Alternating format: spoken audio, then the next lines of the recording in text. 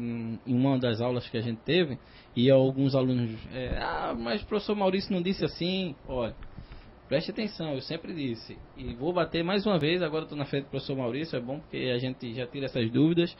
Técnico de segurança não medica nem dor de cabeça, né? Tem um médico do trabalho lá, então vai para o atendimento médico. Tem um técnico de enfermagem do trabalho, então vai para o atendimento. Não tem técnico de segurança, é uma dor de cabeça, vamos para o hospital.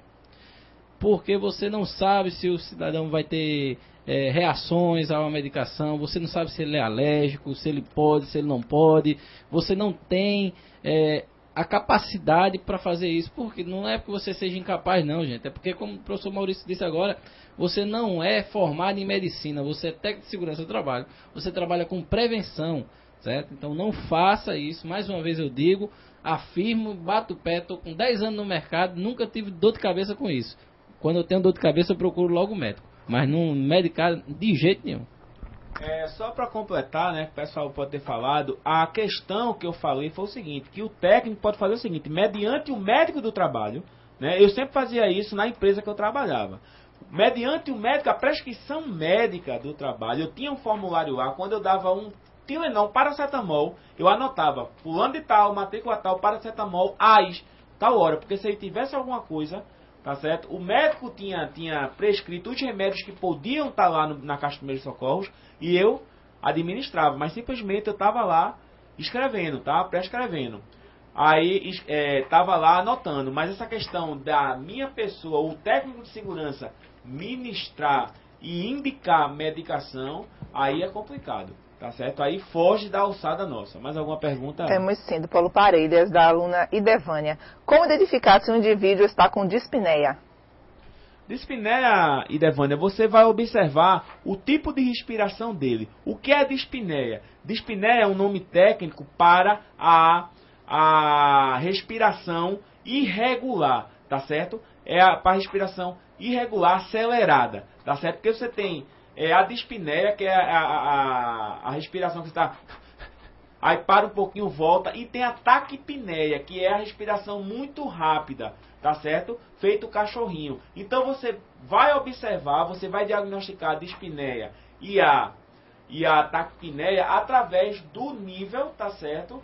Do nível de incursões por minuto, tá? Que é IPM, que é incursões por minuto, a quantidade de vezes, porque o normal, qual é o normal de um sujeito adulto? É entre 16 e 20 incursões por minuto, tá certo? Quando você vê a pessoa muito ofegante, aquele sujeito já está dispneico, tá? Lembrando, dispneia é um nome técnico para respiração irregular e rápida e curta, tá? Você tem taquipneia, você tem bradipneia, que é a respiração muito lenta também, aquele cara que tá viajando no mundo bem devagarzinho. E você tem também a apneia. O que é a apneia? É a cessação dos movimentos respiratórios, ok? Temos uma pergunta aqui do aluno Jean, do Paulo Paredes. O raquitismo é uma deformidade nos ossos por falta de vitamina D. Existe algum suplemento alimentar para o fortalecimento e desenvolvimento dos ossos? Doutor, a própria vitamina D é calciferol, né? Que você vai ter que, primeiro, né, procurar um acompanhamento médico, né, fazer consulta, o consultório de Sérgio e Maurício agora. Mas é interessante, Jean.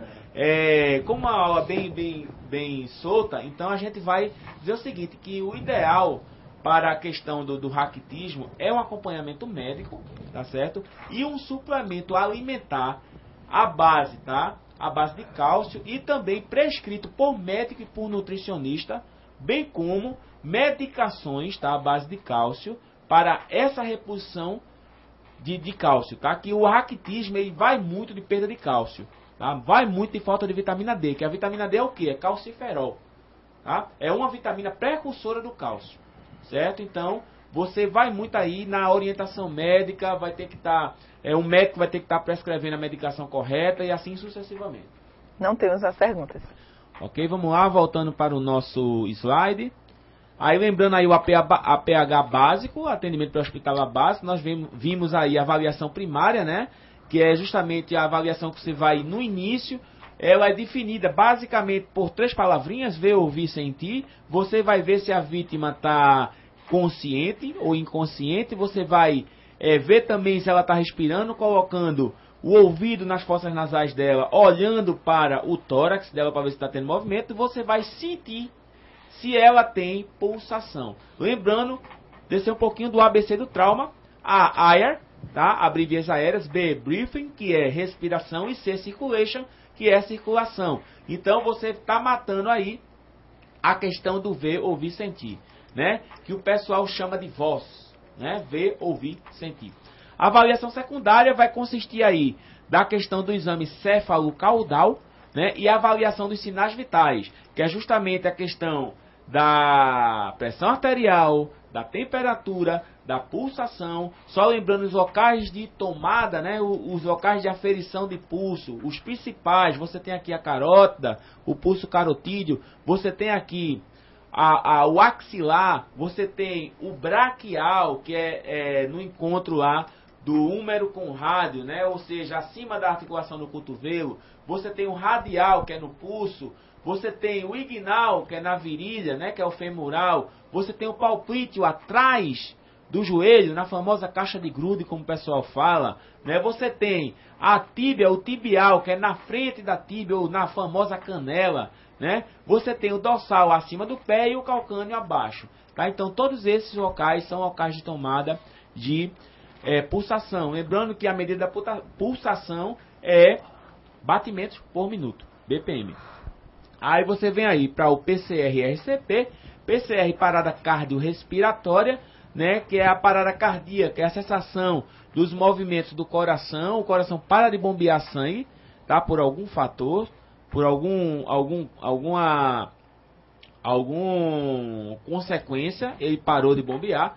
E a parada respiratória é quando os pulmões param de sorver ar, tá? Os movimentos torácicos cessam. Então, quando ocorre isso, vai ter que ser realizada a RCP, que é ressuscitação cardiopulmonar, ou seja, massagem e administração de respiração boca a boca. Falou-se também no dia lá do pessoal do Bombeiro Civil, que já mudou o protocolo, ainda continua 230, viu, pessoal? Até que venha a convenção de 2010, tá? Estão se falando ainda, nem se sabe se vai trocar, de colocar 100 massagens direto, tá?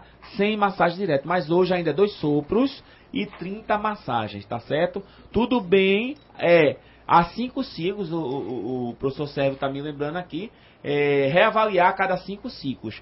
E lembrando o seguinte, que apesar da questão da biossegurança, mas hoje se tem equipamentos de proteção que dá para se fazer a ressuscitação cardiopulmonar, tá? Com segurança. Você tem também o AMBU, que pode ser usado, e assim sucessivamente. Fraturas dentro daquela questão de traumas músculo-esqueléticos. A fratura é um tipo de trauma, é quando um osso se quebra, tá? Quando há o interrompimento da continuidade de um osso. A fratura pode ser exposta, tá? Ou pode ser simples, tá? Pode ser simples ou exposta. A simples é quando o osso se quebra dentro dos limites teciduais, tá? Dentro dos limites teciduais. E a composta é quando o osso ele rompe a barreira da pele. E atrelado a isso aí, você vai ter um ferimento, tá certo? E pode ou não ter alguma hemorragia. Kit caixa de primeiros socorros. Lembrando, o kit caixa de primeiros socorros, eu mostrei alguns equipamentos, vai variar dependendo de empresa para empresa. Tem empresas que só simplesmente tem uma caixinha lá com esparadrapo, com gás e tal, tesoura, né? E não adianta também, o professor Sérgio está aqui e pode falar também melhor, não adianta você ter um super kit de primeiros socorros e não ter ninguém para operar. Eu já vi empresa ter uma prancha, ter colar cervical, ter queda e tudo, e a turma não sabia botar. Como é que é? Né? Tá só de enfeite? Então, o kit caixa vai variar de empresa para empresa. Seguindo aí, queimaduras. As queimaduras são lesões nos tecidos adjacentes, né, provocados por líquidos quentes, por agentes químicos, eletricidade, radiações e assim sucessivamente. Classifica-se em 3, primeiro, segundo, terceiro grau. Primeiro grau superficial, caracterizado pela vermelhidão e dor. tá? Segundo grau, já começa o aparecimento de bolhas, porque já rompe a epiderme. E o terceiro grau nem se fala, pode chegar até ao osso, tá? Hemorragias.